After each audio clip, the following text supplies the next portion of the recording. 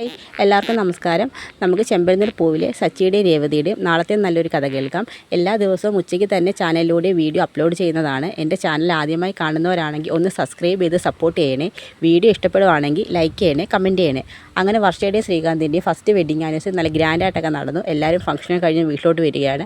വീട്ടിലോട്ട് വരുന്ന സമയത്ത് നമ്മുടെ ചന്ദ്രമതി ഡാൻസ് എല്ലാം കളിച്ച് കുഴഞ്ഞ് കാലൊക്കെ തടവിയിരിക്കുകയാണ്. ആ സമയത്ത് രവി പറയുന്നുണ്ട്, നീ കുറച്ച് തൈലമൊക്കെ ആയിട്ട് കാല് തടവ് ചന്ദ്രയെ, ഒരുപാട് നേരം നിന്ന് ഡാൻസ് കളിച്ചുകൊണ്ടാന്നൊക്കെ പറയും. അപ്പോൾ നമ്മുടെ അച്ഛമ്മ പറയും, എന്തായാലും ഡാൻസ് സൂപ്പറായെന്ന് പറയും. അമ്മേനെ കളിയാക്കിയതാണോ? അല്ല ചന്ദ്രേ, നീ ഈ പ്രായത്തിൽ ഇത്ര നന്നായി ഡാൻസ് കളിച്ചല്ലോ എന്ന് കരുതി പറഞ്ഞാന്ന് പറയും.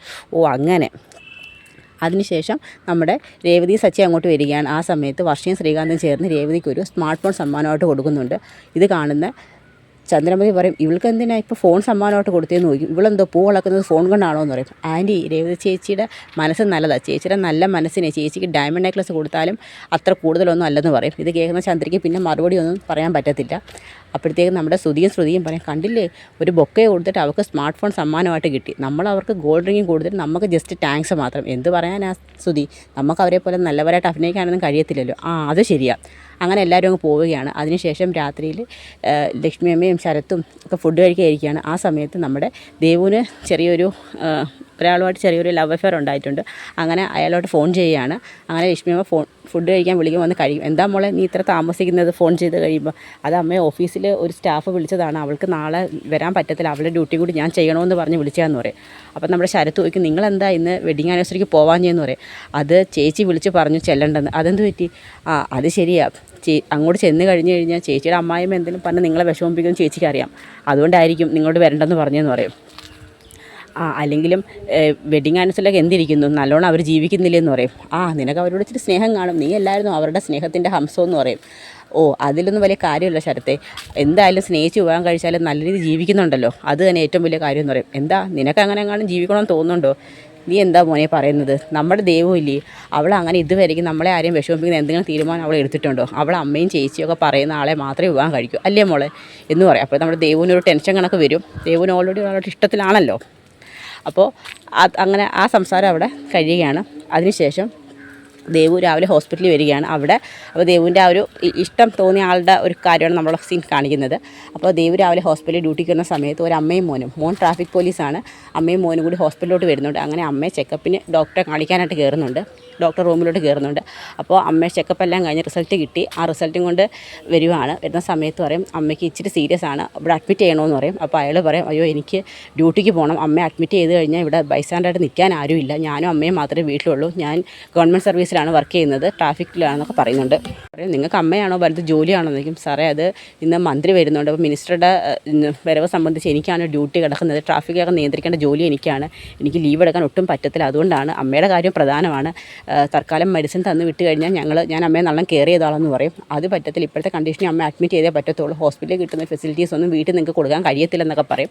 അപ്പോഴാണ് നമ്മുടെ ദേവു ഒപ്പിടാനുള്ള ഫയലുമായിട്ട് ഡോക്ടർ റൂമിലോട്ട് കയറി വരുന്നത്. അങ്ങനെ ദേവു അതെല്ലാം കേട്ടുകൊണ്ട് നിൽക്കുകയാണ്. അപ്പോഴത്തേക്ക് പറയും, ഇനിയിപ്പോൾ എന്ത് ചെയ്യും മോനെ എന്നൊക്കെ പറയും. ആ സമയത്ത് ഡോക്ടറിന് ഒരു കോൾ വരും. ഡോക്ടർ പറയും, ജസ്റ്റ് 1 മിനിറ്റ് എന്ന് പറഞ്ഞിട്ട് അവരെ അവിടെ ഇരുത്തിയിട്ടുണ്ട്. ഡോക്ടർ ഫോൺ ചെയ്യാൻ പുറത്തോട്ട് പോകും. ഇതൊക്കെ കേൾക്കുമ്പോൾ ദേവു പറയും, ഡോക്ടർ പറയുന്ന കണക്ക് നിങ്ങൾ കേൾക്കണം, ഇപ്പോൾ അമ്മയ്ക്ക് റിസൾട്ട് എല്ലാം കണ്ടിട്ട് ഇതിൽ സീരിയസ് ആണെന്നാണ് പറയുന്നത്, ഇപ്പോൾ അഡ്മിറ്റ് ചെയ്യുക, തൽക്കാലം നിങ്ങൾ ആരെങ്കിലും ഒന്ന് ബൈസ്റ്റാൻഡായിട്ട് ഏർപ്പാട് ചെയ്യുക, എന്നിട്ട് നിങ്ങൾ പൊയ്ക്കോ, അല്ലെങ്കിൽ ചിലപ്പം വീട്ടിൽ അത്രയും തീരെ നിങ്ങൾക്ക് കെയർ ചെയ്യാൻ പറ്റിയത് വരത്തില്ലെന്ന് പറയും. ഉടനെ പറയും, ഞാൻ എന്ത് ചെയ്യും, വേറെ നമുക്ക് വിശ്വസിച്ച് നിർത്താൻ പറ്റിയ ആരും ഇല്ലെന്നൊക്കെ പറയുമ്പോൾ ദേവുവിനൊരു വിഷമം തോന്നും. ദേവു പറയും, ഒരു കാര്യം ചെയ്യാം, നിങ്ങൾ ഡ്യൂട്ടിക്ക് പൊയ്ക്കോ, അമ്മയെ ഞാൻ കെയർ ചെയ്തോളാം എന്ന് പറയും. നിങ്ങളോ? ഞാൻ നോക്കിക്കോളാം, എൻ്റെ അമ്മയെ പോലെ ഞാൻ ശ്രദ്ധിച്ചോളാം, ടെൻഷൻ ഒന്നും വേണ്ടെന്ന് പറയും. ഇത് കേൾക്കുമ്പോൾ അമ്മ പറയും, ശരിയാ മോന് ജോലിക്കും പോവാമല്ലോ, മോൾ എന്നെ നോക്കിക്കോളൂ എന്ന് പറയും. അങ്ങനെ ദേവുവിൻ്റെ വാക്ക് വിശ്വസിച്ച് അമ്മയെ അവിടെ ആ പോലീസുകാരെ അഡ്മിറ്റ് ചെയ്യുകയാണ്. അങ്ങനെ അതിനുശേഷം പറയും, ഈ കാർഡ് ഒരു ATM കാർഡ് കൊടുക്കും, ഇതിനകത്ത് അക്കൗണ്ടിൽ പൈസ അടപ്പണം, നിങ്ങൾ സ്വൈപ്പ് ചെയ്താൽ മതി, അക്കൗണ്ടിൽ നിന്ന് കാശ് എടുക്കാൻ പറയും. അതൊന്നും വേണ്ട, നിങ്ങൾ എന്തായാലും വൈകുന്നേരം വരുമല്ലോ, അപ്പോൾ പൈസ ഉള്ളത് ഞാൻ എഴുതി വെച്ചേക്കാം, ഞാനിവിടെ അക്കൗണ്ട് സെക്ഷനിലാണ് വർക്ക് ചെയ്യുന്നത്, നിങ്ങൾ പൈസ എങ്കിൽ തന്നാൽ മതി, ഈ കാർഡൊക്കെ നിങ്ങളുടെ ഇരിക്കട്ടെ എന്ന് പറയും. അങ്ങനെ അമ്മയും ദേവുമായിട്ട് കൂടുതൽ അടുക്കുകയാണ്. അതിനുശേഷം അയാളങ്ങ് ജോലിക്കും പോവും. അങ്ങനെ അവർ തമ്മിൽ ആ പോലീസുകാരനും ട്രാഫിക് പോലീസും ദേവുമായിട്ട് ഇഷ്ടത്തിലാവുകയാണ്. അങ്ങനെ അമ്മയെ കെയർ ചെയ്യുന്നതൊക്കെ ആയിട്ട് അവർ തമ്മിൽ ഇഷ്ടത്തിലാവും.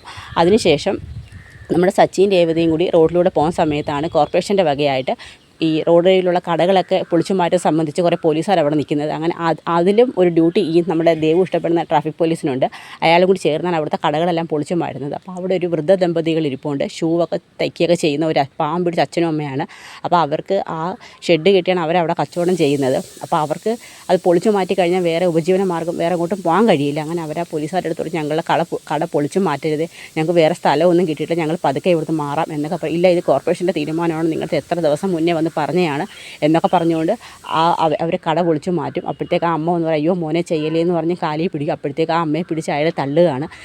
തള്ളി അവർ വന്ന് വീഴുന്നത് നമ്മുടെ സച്ചിയുടെ ദേഹത്തോട്ടാണ്. അങ്ങനെ സച്ചി അയാളെ അടിക്കാനായിട്ട് കൈ ഓങ്ങുകയാണ്. അങ്ങനെ അവിടെ വെച്ചൊരു വാക്ക് ഫൈറ്റ് ഉണ്ടാവും. അങ്ങനെ ആൾക്കാരെല്ലാം നോക്കി നിൽക്കുന്നുണ്ട്. രേവതി സച്ചിയെ തടയുകയാണ്.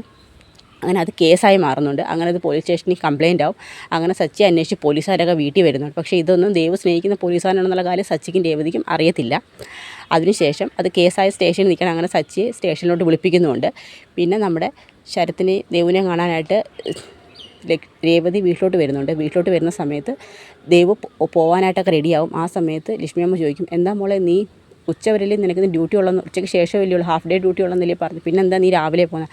അതമ്മേ ഞാൻ പറഞ്ഞിട്ടില്ലേ, എനിക്ക് അവിടെ ഒരു അമ്മയെ കൊണ്ട് ചെന്ന് ഒരു മോൻ അഡ്മിറ്റ് ചെയ്തിട്ടുണ്ട്. അപ്പോൾ അമ്മയെ നോക്കാൻ ആരുമില്ല, ഞാനാണ് തൽക്കാലം ബൈസ്റ്റാൻഡായിട്ട് നിൽക്കുന്നത്, വേറെ ആരുമില്ലമ്മേ സഹായത്തിന് എന്നൊക്കെ പറയും. ഇത് കേൾക്കുമ്പോൾ നമ്മുടെ ലക്ഷ്മിക്ക് സന്തോഷവും. ലക്ഷ്മി പറയും, നിങ്ങളുടെ അച്ഛനും ഇങ്ങനെ ആയിരുന്നു, അദ്ദേഹത്തിനെ കൊണ്ട് കഴിയുന്ന എല്ലാ സഹായവും എല്ലാവർക്കും ചെയ്തു കൊടുക്കും, എന്തായാലും അദ്ദേഹത്തിൻ്റെ മക്കൾക്കും ആ ഒരു സഹായ മനസ്സൊക്കെ ഉണ്ടല്ലോ, നല്ല കാര്യം മോളെ നീ ചെയ്യുന്നതെന്ന് പറഞ്ഞ് ദേവുവിനെ അഭിനന്ദിക്കുകയാണ്. അപ്പോഴത്തേക്കാണ് നമ്മുടെ രേവതി വരുന്നത്. എന്താ മോളെ നേരത്തെ പോകുന്നതെന്ന് ചോദിക്കും. ചേച്ചി എനിക്കൊരു അർജൻറ്റുണ്ട്, അമ്മ പറയുമെന്ന് പറയും. അങ്ങനെ രേവതിയുടെ കാര്യങ്ങളൊക്കെ ലക്ഷ്മി അമ്മ പറയുകയാണ്. അതിനുശേഷം ശരത്ത് എവിടെ പോയ അമ്മയെന്ന് ചോദിക്കും. ശരത്തിൻ്റെ പ്രിൻസിപ്പലിനെ കാണാൻ വേണ്ടി പോയാന്ന് പറയും. അങ്ങനെ ശരത്ത് വരുന്നുണ്ട്. അപ്പോഴേക്കും ചേച്ചി വന്നോ? വന്നു. നീ എവിടെ പോയത്? ഞാൻ പ്രിൻസിപ്പലിനെ കാണാൻ പോയത് ചേച്ചിയുടെ ഒരു കാര്യത്തിന് വേണ്ടി. എൻ്റെ കാര്യത്തിനോ? അതെ, പ്രിൻസിപ്പലിൻ്റെ വീട്ടിൽ ഒരു ഫംഗ്ഷൻ നടക്കും, ഒരു കല്യാണ ഫംഗ്ഷനാണ്. അപ്പോൾ അതിൻ്റെ മണ്ഡപം ഡെക്കറേഷനൊക്കെ ചെയ്യുന്നത് ചേച്ചിയാണെന്ന് പറയും. ഞാനോ? 5 ലക്ഷം രൂപയുടെ ഒരു വർക്കാണ് ചേച്ചി. നമ്മുടെ വീട്ടിലെ കാര്യങ്ങളൊക്കെ സാറിനറിയാം, അന്ന് ചേച്ചിയും ചേട്ടനെയും അദ്ദേഹം കണ്ടിട്ടുണ്ടല്ലോ. അപ്പോൾ ചേച്ചി നല്ലോണം ഇവൻറ്റ് മാനേജ്മെൻറ്റ് നല്ല രീതിയിൽ ഡെക്കറേഷൻ വർക്കൊക്കെ ചെയ്യുമെന്ന് പറഞ്ഞുകൊണ്ട് അദ്ദേഹത്തിൻ്റെ അടുത്ത് ഞാൻ പറഞ്ഞു. അദ്ദേഹം അത് സമ്മതിച്ചിട്ടുമുണ്ട്. ഇത് ചേച്ചിക്ക് ഒറ്റയ്ക്ക് ചെയ്യാവുന്ന വർക്ക്, നല്ല ലാഭവും കിട്ടുമെന്ന് പറയും. മോനെ നീ ചേച്ചിക്ക് വേണ്ടി എനിക്ക് ഇത്രയും ചെയ്തു തരാൻ കഴിയണ്ടേ? പിന്നെ ചേച്ചി ഞങ്ങൾക്ക് വേണ്ടിയല്ലേ ചേച്ചിയുടെ പഠിത്തം പോലും ഉപേക്ഷിച്ചത്, ഇപ്പോൾ ചേച്ചിക്ക് കൊണ്ട് ഇത്രയെങ്കിലും ഞങ്ങൾ ചെയ്തു തരണ്ടേന്ന് ചോദിക്കും. എനിക്കതിലും ഒരു വിഷമമില്ല, നിങ്ങളൊക്കെ നല്ല നിലയിലേ കാണുന്നില്ലേ മോനെ, ചേച്ചിയുടെ ഏറ്റവും വലിയ സന്തോഷമെന്ന് പറയും. അപ്പോൾ ഈ വർക്ക് ചേച്ചിക്ക് തന്നെ, ചേച്ചിക്ക് ഇതിൻ്റെ എതിരാളിയില്ല, ചേച്ചി തന്നെ ഈ വർക്ക് ചെയ്യണമെന്ന് പറയും. ഇത് എവിടെ മോനെ എന്ന് പറയുമ്പോൾ ഒരു മണ്ഡപത്തിൻ്റെ പേര് പറയും. അയ്യോ അതൊരു വലിയ മണ്ഡപമല്ലേ? അതെ, അവരൊക്കെ വലിയ കാസ്റ്റ്യൂമല്ലേ എന്ന് പറയും. അപ്പോൾ ചേച്ചിക്ക് അഡ്വാൻസ് തരാം, മണ്ഡപത്തിലോട്ട് ചെന്നാൽ മതിയെന്ന് പറയും. അങ്ങനെ അഡ്വാൻസൊക്കെ ആ പ്രിൻസിപ്പൾ അവിടെ മണ്ഡപത്തിൽ ലഭിച്ചിട്ടുണ്ട്. അങ്ങനെ രേവതി അത് മേടിക്കാനായിട്ടൊക്കെ ചെല്ലുകയാണ്. അങ്ങനെ വലിയൊരു ഓർഡർ കിട്ടിയ കാര്യം സച്ചിയെ വിളിച്ച് പറയുന്നുണ്ട്. അപ്പോൾ അതൊക്കെയാണ് നമ്മൾ ഇനി വരാൻ പോകുന്ന ദിവസം കാണാൻ പോകുന്നത്. അപ്പോൾ അതിനെ നമുക്ക് കാത്തിരിക്കാം. ദേവുവിൻ്റെയും ആ ട്രാഫിക് പോലീസിൻ്റെയും കല്യാണമൊക്കെ നടക്കുമെന്നും അതിലിനി രേവതിയും സച്ചിയുടെയൊക്കെ പങ്ക് എന്തുമായിരിക്കും എന്നൊക്കെ നമ്മളിനി വരുന്ന ദിവസങ്ങളിൽ കാണുന്നുണ്ട്. അപ്പോൾ അതിനെ നമുക്ക് കാത്തിരിക്കാം. എല്ലാവർക്കും വീഡിയോ ഇഷ്ടമായെങ്കിൽ ഒന്ന് സപ്പോർട്ട് ചെയ്യണേ. എല്ലാവർക്കും ഒരു നല്ല ദിവസം നേരുന്നു. നന്ദി.